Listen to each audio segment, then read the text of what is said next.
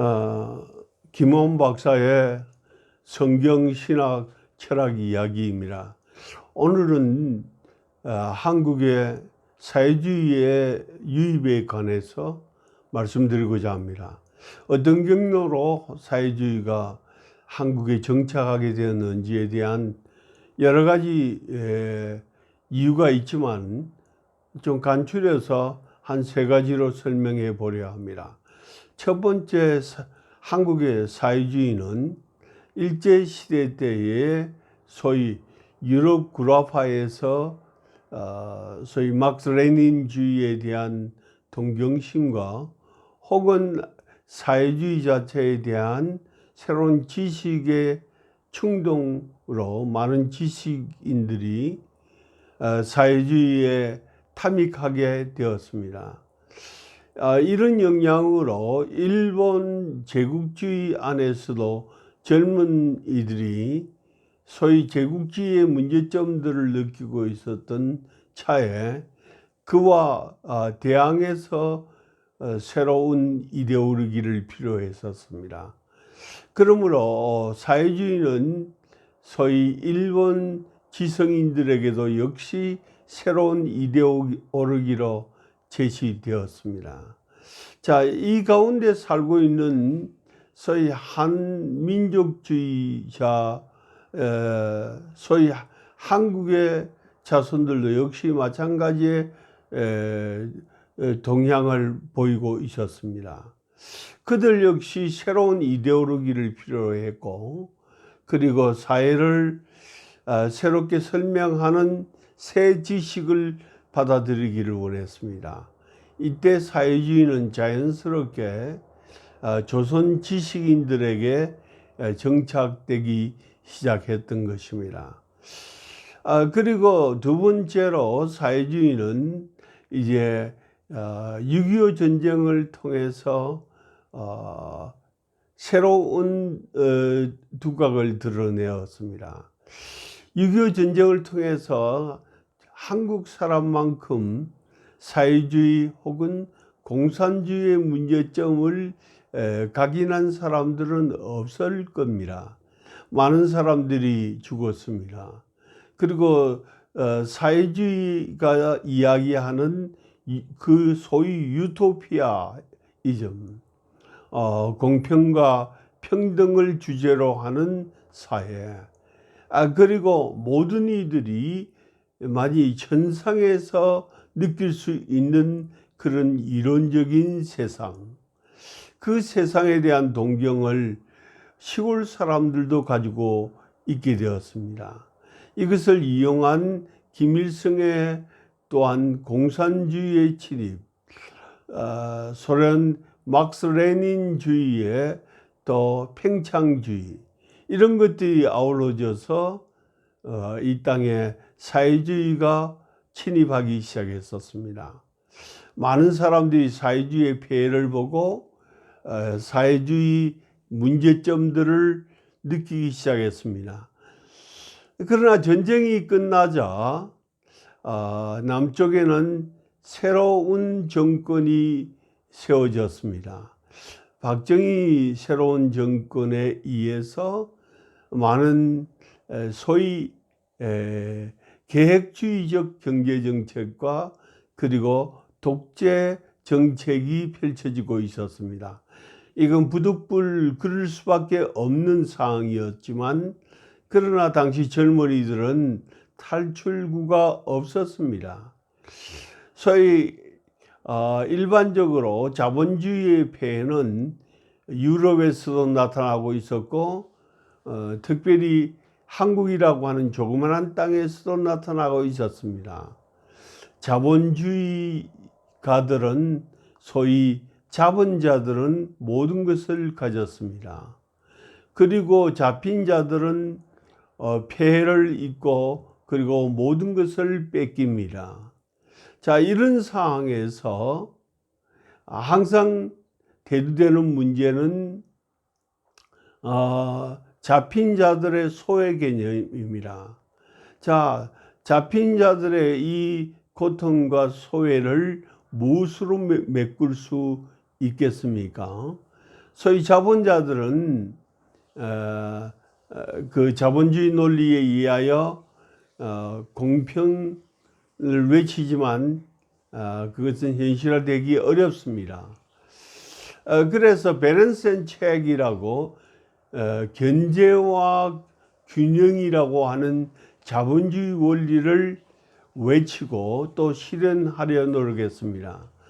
그러나 조그만한 한국이란 나라 안에서 소위 계획 경제를 쓰고 있는, 혹시 또 독재적인 정책을 시도하고 있는 정권 아래서 견제와 균형이라고 하는 발상은 이론에 불과했던 것입니다.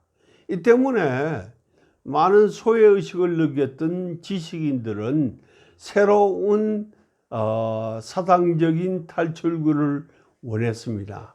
그때 호기심을 자극하면서 많은 사상적인 탈출을 만들어내었던 것이 바로 김일성주의였습니다. 김일성은 해외에 나가 있는 많은 한국 유학생들과 특별히 독일에 가 있었던 많은 유학생들에게 접근할 수 있는 기회를 가지기를 원했습니다. 왜냐하면 독일에 있는 유학생들은 미국으로 유학을 갔던 사람들보다도 훨씬 사회주의에 접근해 있었기 때문이었습니다. 왜냐하면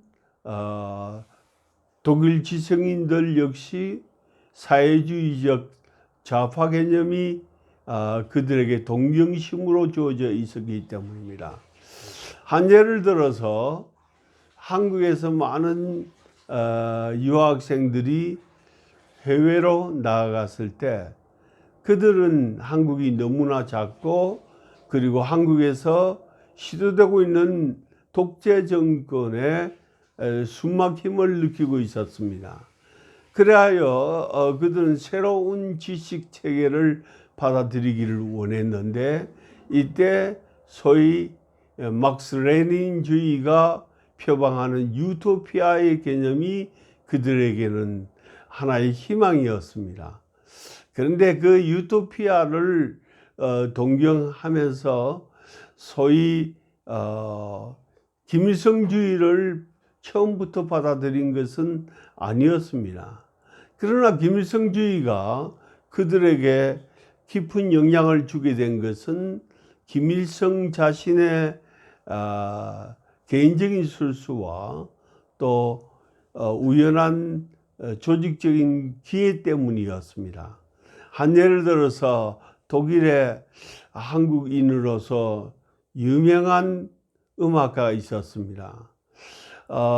독일 이름으로는 윤희상이라고 알려져 있는데 이상윤이라고 불렀습니다. 독일 사람들은. 윤희상은 50, 60년대에 한국인 음악가였습니다. 그를 대표적으로 설명을 하자면 윤희상은 베를린 음대의 교수로 있었습니다. 그런 음악적으로도 탁월한 재능을 가지고 있었는데, 문제는 무엇이냐 하면 한국 정부가 당시에 독재적인 구조를 가지고 있었다는 거예요.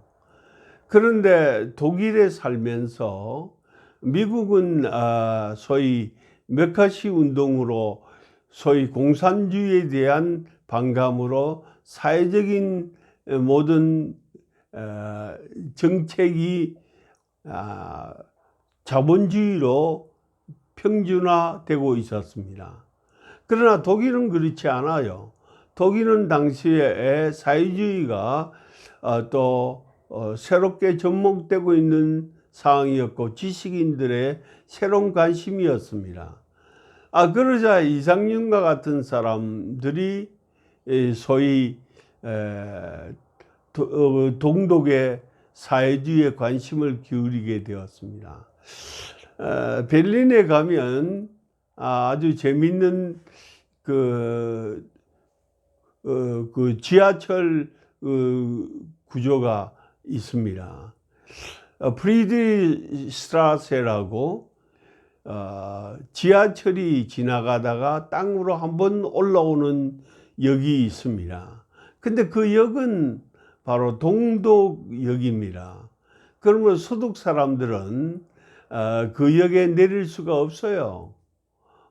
그러니까 사실은 다른 서독 사람들이나 외국인들은 그 역에 플랫폼에 내리면 안 됩니다. 왜냐하면 그건 동독 땅이기 때문입니다. 그런데 그 프리드리히스트라세 바로 역 앞에 건물이 있는데 거기 가면 얼굴을 부조한 두 사람의 동상이 있습니다. 누구냐, 막스 엥겔스의 바로 집이라 이렇게 해서 붙여놓은 그런 부조입니다.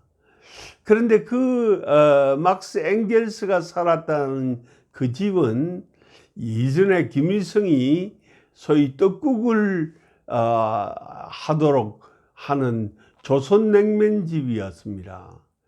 자, 한국 학생들은 명절 때 갈 곳도 없고 또 이북에 대한 호기심도 있었는데 그 프리드리히스트라세 소위 플랫폼만 내리면 바로 그 앞에 이북 냉면집이 있는 거예요. 그런데 김일성은 이북 냉면집에 명절마다 근하한 식사를 유학생들에게 대접했습니다. 그때 유학생들이 그 집을 드나들게 됐는데 그때 한국 정부는 중앙정보부를 통해서 학생들의 명단을 다 취득해서 그들을 간첩죄로 몰았습니다. 이때 피할 길이 없는 학생들이 소위 이북에 대한 관심을 가지고 사회주의에 대한 관심을 가졌다가 그 길로 사회주의로 빠지게 된 계기가 되었습니다. 또 김일성을 만나본 사람들은 다 공통적으로 이야기하지만 김일성은 대단한 책략가이기도 했습니다. 왜냐하면 조선 유학생들이나 혹은 한국 유학생들에게 대단히 관대한 아버지 같은 그런 모습으로 자기 역할을 했습니다. 그리고 물론 이상윤 씨에 대해서도 동생으로 간주했습니다.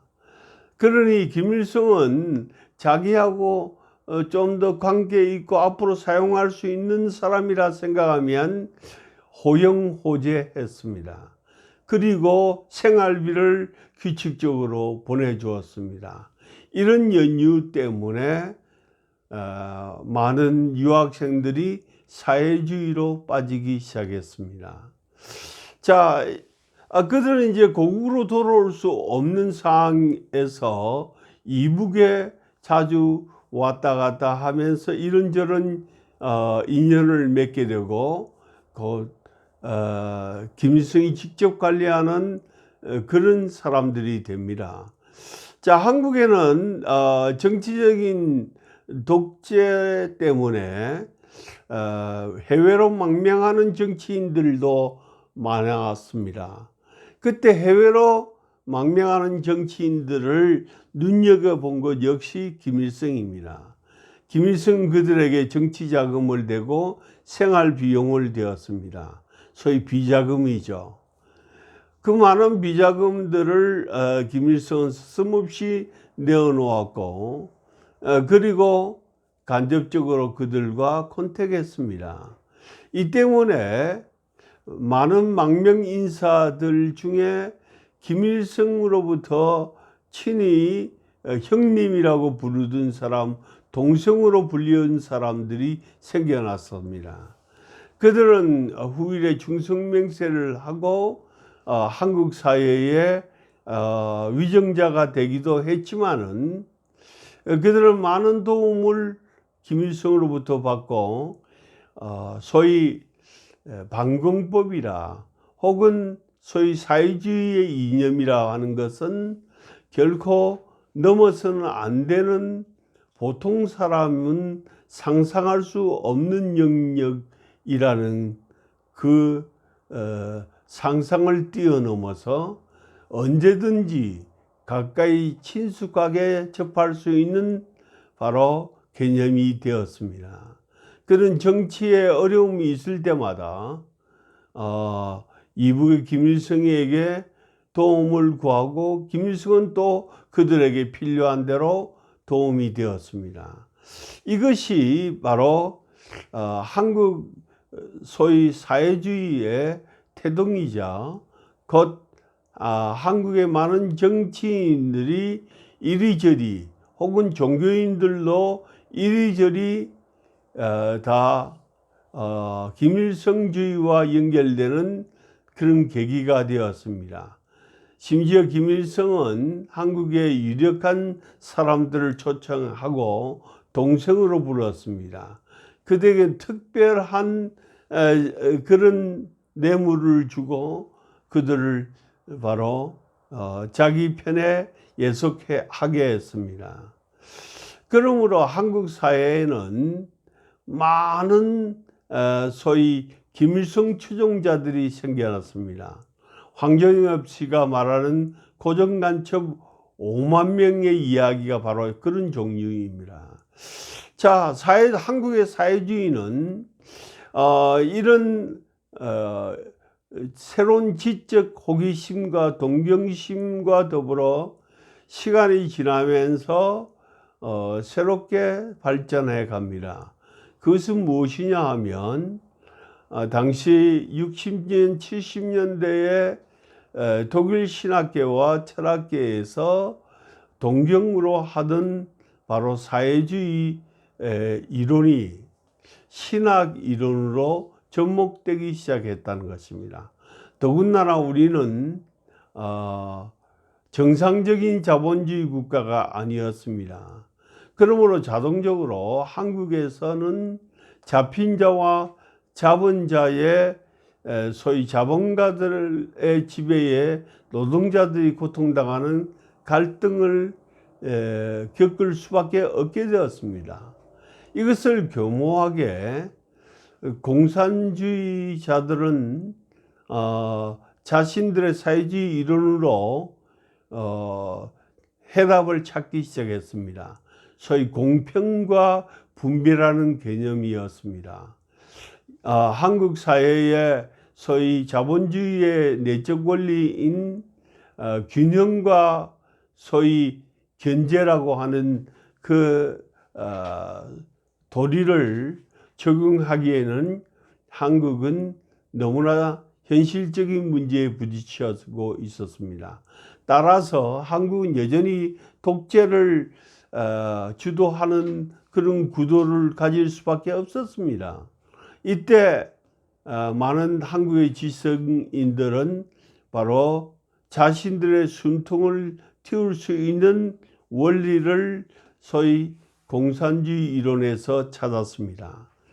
이 당시 독일 신학계에서 소위 사회주의 이론을 사회에 접목시키는 일과 남미에서 역시 우리와 비슷한 독재 정책으로 인하여 많은 가톨릭 지도자들이 이에 공산주의 이론을 새로운 독재 정치에 맞서는 이데올로기로 가져오기 시작하게 됩니다.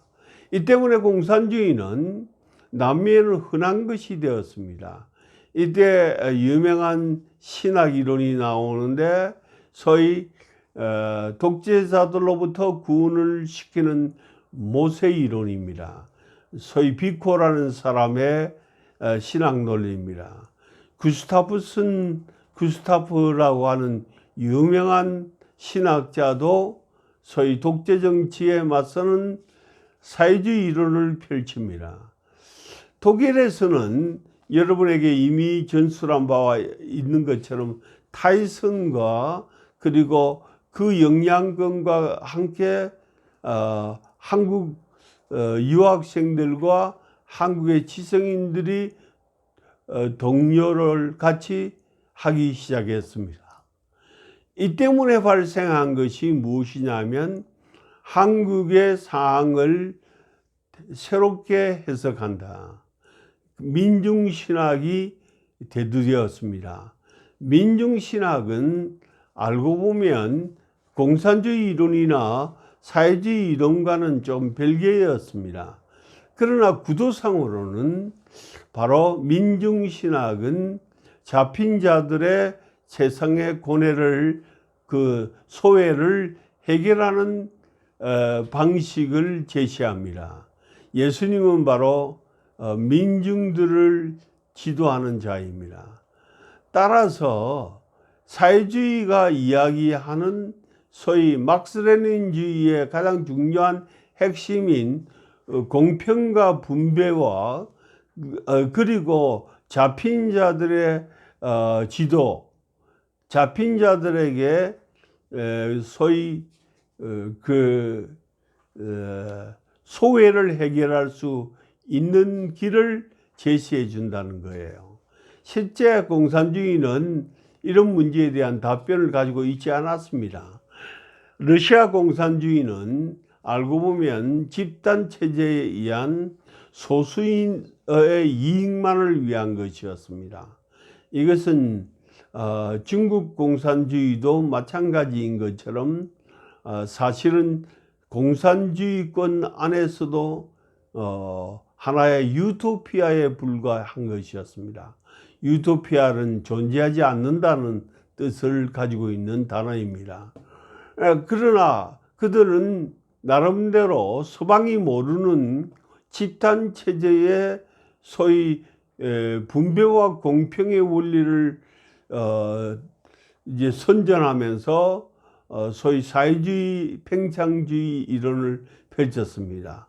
여기에 많은 한국의 지식인들이 혹하게 되었고, 김일성은 그들에게 개인적으로 도움을 주고 그리고 후일 개인적으로 도움을 받는 그런 관계를 만들었습니다.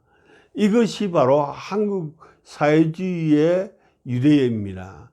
그리고 마지막으로 한국 사회주의의 유래 중에 가장 독특한 것은 사실 김일성과 혹은 북한식 사회주의에 대한 이론이 새로운 지식으로 주어졌을 때 그들의 나라에 가본 적도 없고 그들을 체험한 적도 없는 젊은 세대가 바로 그들의 이론을 학습하기 시작했다는 것입니다.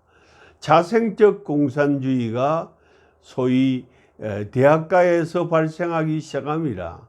그들은 나중에 김일성을 직접 만나게 되고 혹은 김정일로부터 영웅 칭호를 받으면서 대우를 받습니다. 그들을 잘 대우해주는 사람들을 통하여 그들은 새로운 자부심과 그리고 희망을 가졌을 겁니다. 그러나 그들은 직접 대부분의 사람들이 김일성을 만난 적도 없고 그리고 이북을 체험한 적도 없습니다. 이북에 가본 적도 없습니다. 그러나 그들은 소위 공산주의 이론을 공부하기 시작했고, 공산주의 이론은 정말 이데올로기에 불과했지만 유토피아로 사람들의 희망을 주고 젊은이들에게 희망을 주었습니다. 그러나 그 공산주의는 결국은 공산주의의 문을 열었을 때 자본주의에서 보았던 것은 바로 거짓과 허망한 논리밖에 없었습니다. 이것이 대한민국의 사회주의가 정착하는 과정에 나타났던 몇 가지 단계입니다. 특별히 다음 시간에는 새로 자생한 공산주의에 대하여 혹은 사회주의의 책임과 그리고 윤리와 그들이 지니고 있는 문제점에 대하여 한번 지적해 보고 생각해 보려 합니다. 감사합니다.